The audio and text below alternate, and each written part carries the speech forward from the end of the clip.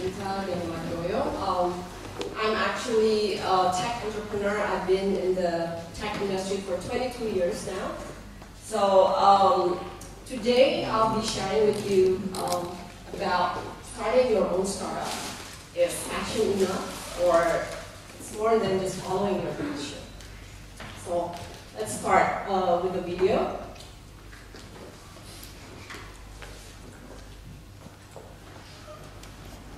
It's currently 5 in the morning. I got about 2 hours of sleep. Something woke me up. It was coursing through my veins. I felt it. I would sacrifice eating and sleeping for it. It was what I lived for. It was so strong that every waking hour, every waking minute, every waking second, I wanted to feel it.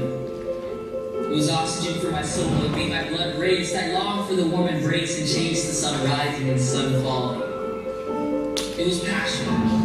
Passion for capturing life's beautiful moments. Passion for telling a story. They say that everyone has passion, but only few have the courage to fall into the dark places where it leads. The light at the end of the tunnel isn't guaranteed, but all you can do is believe.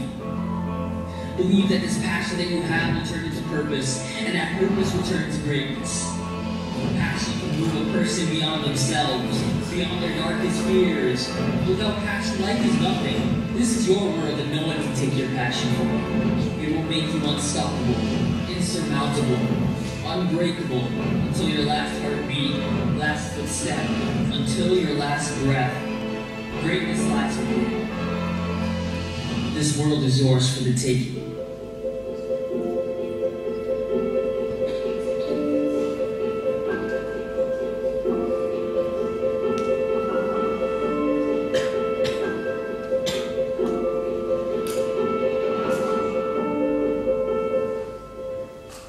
It's currently 5 in the morning. Okay. So,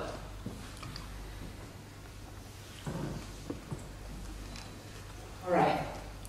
After that video, so do we know what really is passion?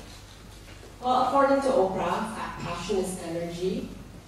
And, according to Seth Godin, he's actually a famous American author, and he sold his company to Yahoo, actually. Turning your passion to your job is easier than finding a job that matches your passion. So for me, passion is something that keeps us alive, keeps us always excited, thrilled, something that is pushing us. There's like a fuel inside us that makes you want to do good, makes you want to do more for others. So it's about servicing others, and also about solving problems. So what Theo did, earlier, she found her passion, in cleaning up the ways and also helping out the scavengers. So today I will share with you my 22 years of journey being a tech entrepreneur. And, how I actually found my passion. You'll do the clicking. Alright, so I'm in tech business, but actually I didn't study computer science nor engineering. I'm an architect by study. So my bachelor degree was in architecture. And what happened? Why did I turn into technology? So what happened is, after 5 years of architecture, I kind of got tired of drawings. So I told my dad, after my 5 years schools in architecture, I told him I wanted to take master in business. So I wanted to take my MBA. Of course, my dad was not thrilled about it because, 5 years in architecture is a very expensive school. Plus, during that 5 years, I bought myself, well, I didn't buy it, my parents did, a Macintosh worth $5,000 US. Do you know what a Macintosh is? It's what you call the Apple computer now. So they used to call it Macintosh in those days, 1994. See, now you know how old I am. So I had like very expensive school because like, you know, we have to buy all these tools to be an architect. So my dad said, if you do want to take an MBA, you need to find your way, you need to find your own money to pay for that school. So to cut the story short, I said I need to find a scholarship or either I need to find a job. So in my school, when I studied, I studied in Oregon. My University of Oregon is my bachelor degree in architecture. But then during my MBA, I moved to Portland State University, and they had a program called the Graduate Assistant, where during this program, they'll pay for your salary and your tuition fee if you either work for a computer lab or you work for a professor. So because, you know, I don't really want to work for a professor because, you know, when they say 10 hours a week means it would be 20 hours. So I said I want something for sure, which is computer lab. Because you clock in, you clock out 10 hours. So I decided to challenge myself to become the supervisor of this computer lab at the university. And somehow I got the job because, you know, I was telling them how good I am using the Macintosh to draw, which is not very true, actually. It's very hard to draw with Macintosh at that time. So I got the job, and that's actually where I found my passion. Because at that time, we were able to use the internet already during, it was 1993, 1994, the beginning of the internet era. I was able to use email, and there was no Facebook. Of course, there was no Google, nothing like that. But we had what you call the World Wide Web. You know what World Wide Web is? You know, where the www comes from, that's what World Wide Web. So we can see different websites, you know, and for some reason, it's quite thrilling for me. Like, I was like, oh my God, like, this is beyond. Like, how can you be opening the same website? So, for instance, I wanted to open a website, and I can tell my friend in another part of the world to open the exact same thing. So that was quite thrilling for me. I mean, like, for you probably nowadays it's like nothing. But that time, it was like an eye-opening. So what happened was, because, you know, I had a lot of times, I spent a lot of time in the computer lab, I actually taught myself how to code and how to create a website through the internet. And that was early on 1994. So imagine at that time, it's called, we didn't have that word e-learning or, you know, online learning. There's nothing like that. It was just, I was able to taught myself how to make a website through the internet. So I think that was one of the biggest eye-opening for me, and I become a believer of the internet. So I believe this is going to be huge and impactful in the future. So from that on, I actually went back home. Please stay.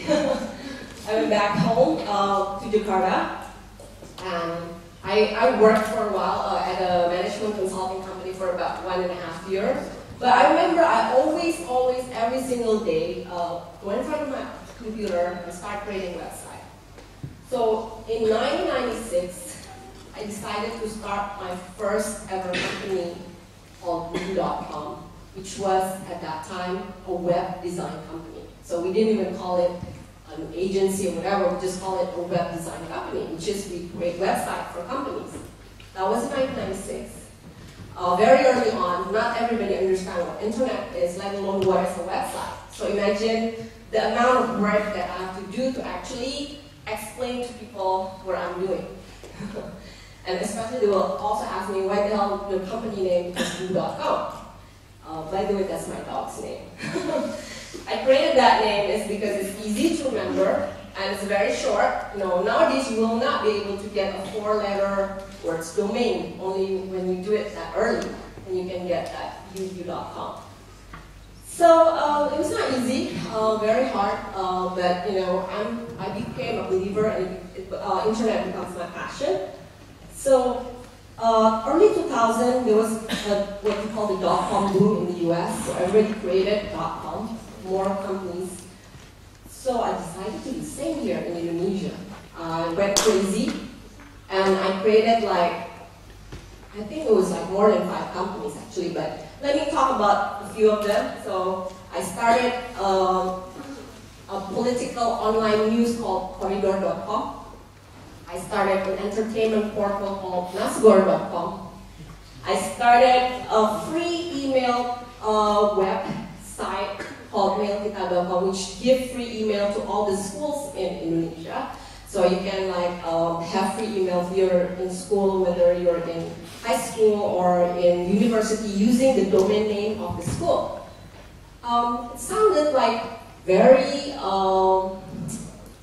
genius, because at that time my thought was, if I own emails of everybody while they're in school, they will keep on using it until when they go out from the school, and that way I have a database of everybody.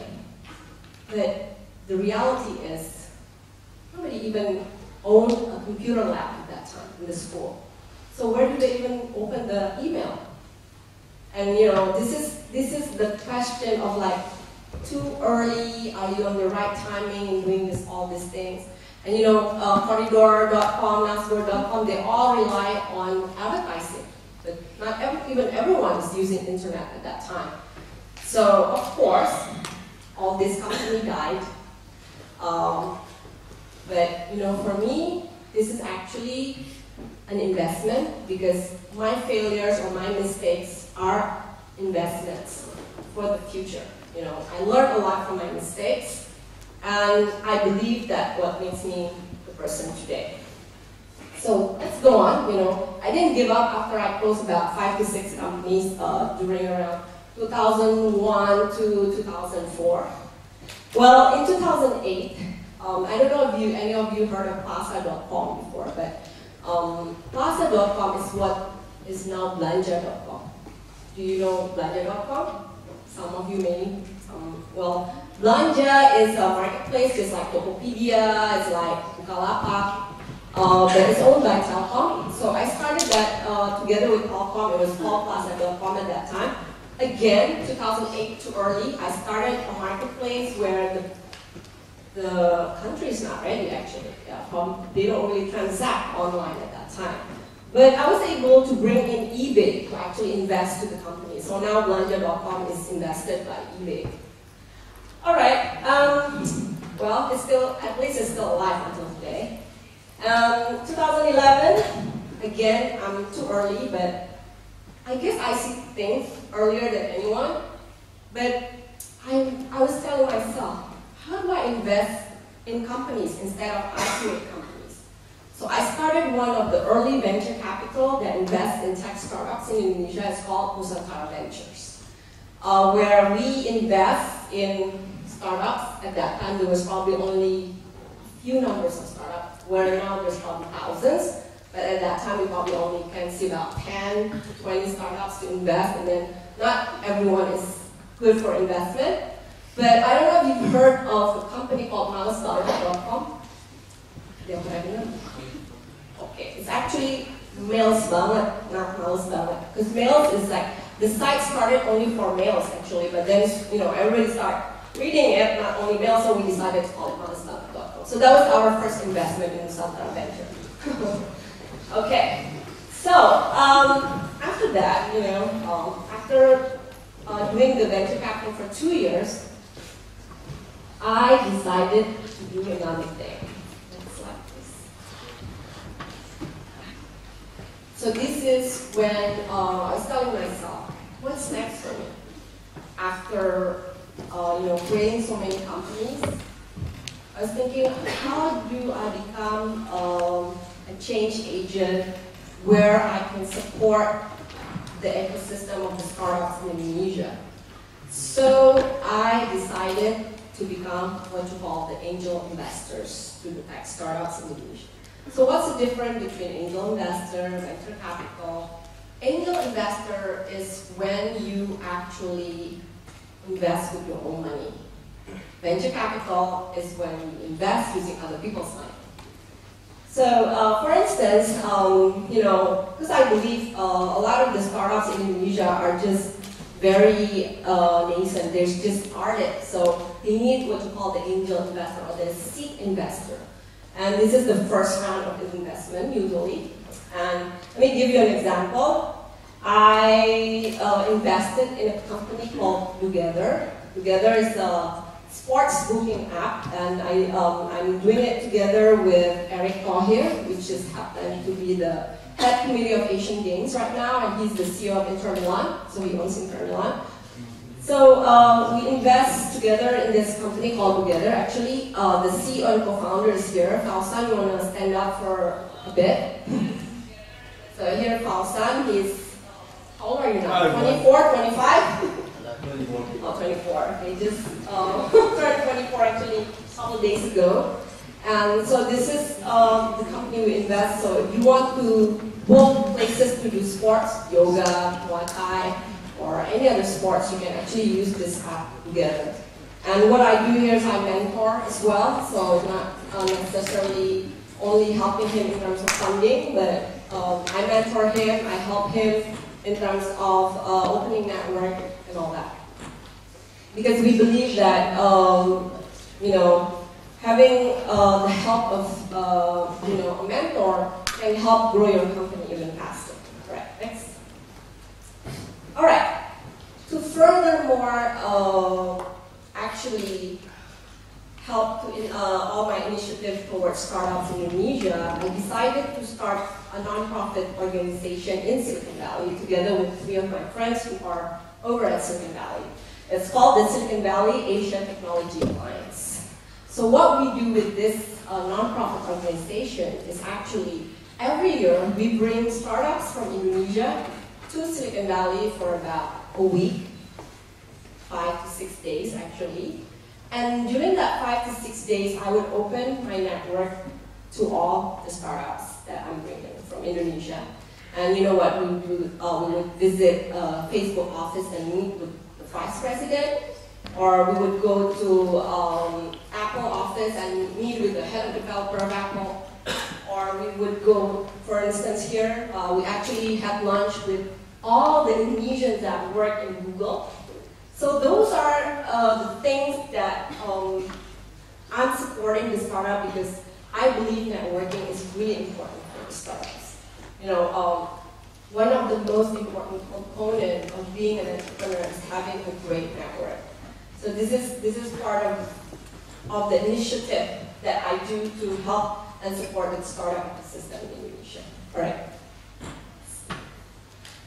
When we talk about startups, I think one of the most famous would be Facebook. You all know who Mark Zuckerberg is. He's the co-founder of Facebook together with his colleagues. And you know how many people actually using Facebook right now in the world? About 2.2 billion. And you know, it started just, you know, in a dormitory of a university, and it was just probably 100 people, and now they have about 2.2 billion. And the company valuation is at $510 billion US, which is crazy. The company is only launched in 2004, so basically it's only 14 years. I don't think there's a company that is not in technology that can grow that fast. So that's how technology can help grow really fast on a certain level. All right. Of course, when you talk about Indonesian unicorns are companies that worth $1 billion US. So we talk about Gojek. You know, the founder of Gojek, Nadiem Makarim, has started this in 2012, and now it's already opening in 3 other countries, in Singapore, Philippines, Vietnam. They have more than 1 million Gojek drivers right now. So this is a game changer because it changed how we do things, it changed our lifestyle, and it actually helped Indonesia in terms of economy as well. This is what you call the digital economy. All right, so with all this, you know, hype about startups, is it easy to build? All right, so you know, usually people would think that creating a startup, this is the ingredients: passion, idea, laptop, plus your team. Well, these are important things, but let me tell you something, this is not the only thing. Because me, as an investor, the reality is I do not invest for your ideas. I invest on you. You as a person, as the founder of the company, as the entrepreneur of the company, as the one who executes everything.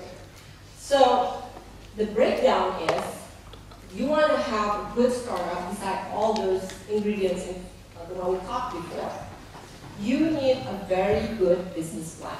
This is where you see your path, how to get revenue from your users, and also what's the important thing, that your company can actually make money without even the help of investor.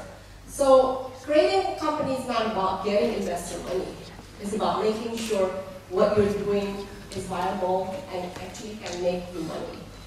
And then, like we've talked about earlier, timing is also really important. Are you too early? Is the market ready? Or are you too late? There's just so many players doing the same thing as you are. So you need to be good at timing as well, being an entrepreneur. And the last one is, I always believe this because I've been doing it. I think networking is the most important thing, being being a startup or being an entrepreneur. If you don't have the right network, then you cannot solve many problems. But with network, you can solve a lot of problems because you can reach out to different people that you need. So let me share with you what type of networking I've done in the past 20 years.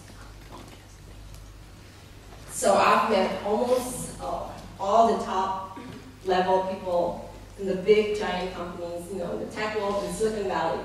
I've met Mark Zuckerberg a couple of times. I met Sheryl Sandberg. She's been supporting me as well in my events. So every time I do an event, she created a video just for my event. I didn't meet Steve Jobs, but I did meet Steve Wozniak, his partner. And so, you create all this network, which can be very useful, later on. I just came back from Silicon Valley, actually, and I met one of the most inspiring ladies. Her name is Esther Wojcicki. Very hard name. But who is she? She's actually one of the most powerful women in Silicon Valley. Why is that? Because her daughter, Susan, is actually the CEO of YouTube Global. And her other daughter, Anne, married Sergey Brin. You know who Sergey Brin is a co-founder of Google.